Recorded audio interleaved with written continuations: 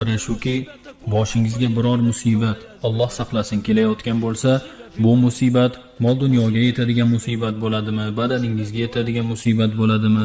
yo farzandlaringizga taalluqli musibat bo'ladimi,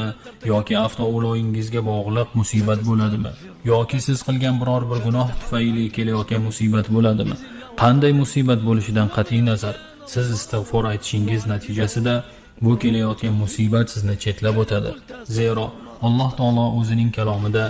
modomiki ular istig'for aytar ekanlar, Alloh ularni azoblamas deb marhamat qilgan. Demak, siz agar astag'firulloh, ey Robbim senga tavba qildim, ey Robbim meni kechirgin, ey Robbim meni kechirgin desangiz, Alloh taoloning agar shukr qilsangiz va iymon keltirsangiz, Alloh sizni azoblab nima qiladi degan oyatiga ko'ra, yo'lda kelayotgan musibat siz aytgan istig'for tufayli Allohning izni bilan boshqa tarafga burilib ketadi va